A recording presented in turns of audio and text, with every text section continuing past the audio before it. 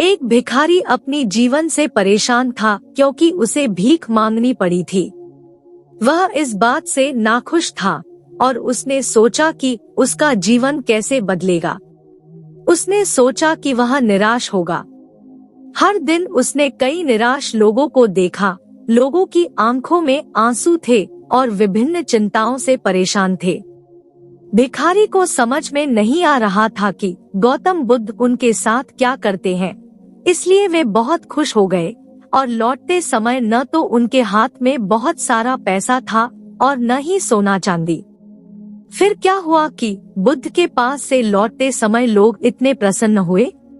जब भिखारी ने यह सब सोचा तो उसने निश्चय किया कि वह भी महात्मा बुद्ध के पास जाएगा और देखेगा कि वहाँ क्या हो रहा है, ताकि दुखी लोग उसके पास आएं और खुश हो जाएं। वह बुद्ध से मिलने चला गया। बुद्ध जहाँ मौजूद थे वहाँ भिखारियों की लंबी कतार थी, इसलिए उन्हें अपनी बारी आने तक इंतजार करना पड़ा। उनकी बारी आई तो वे बुद्ध के पास पहुँचे। उन्होंने बुद्ध से कहा, बुद्ध, मैं बहुत गरीब हूँ, मेरे पास कुछ नहीं है। मुझे अपना जीवन चलाने के लिए दूसरों से भीख मांगनी पड़ती है। अब आप मुझे बताएं कि मैं अपना जीवन कैसे जी सकता हूँ और मैं इसे बेहतर तरीके से कैसे कर सकता हूँ।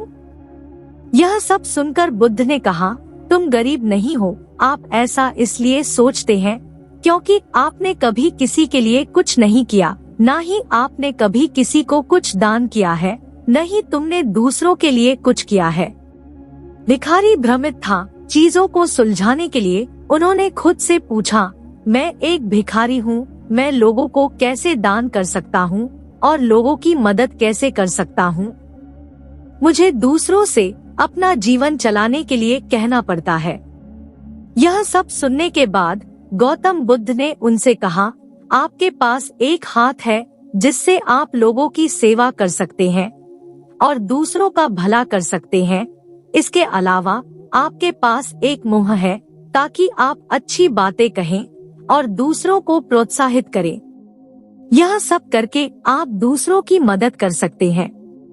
जरूरी नहीं है कि दान सिर्फ पैसों से ही किया जाए। हम चाहे तो शिक्षा दान भी कर सकते हैं।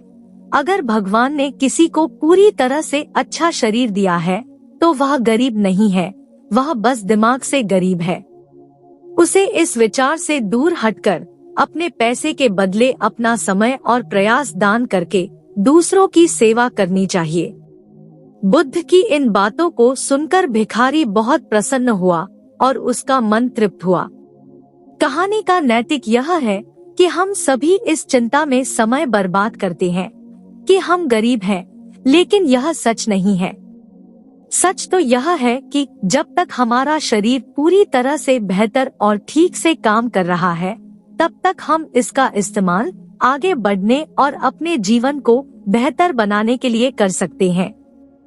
अगर कोई व्यक्ति सिर्फ अपनी गरीबी पर ध्यान देता है और उसे बदलने की कोशिश नहीं करता है तो वह मूर्ख है।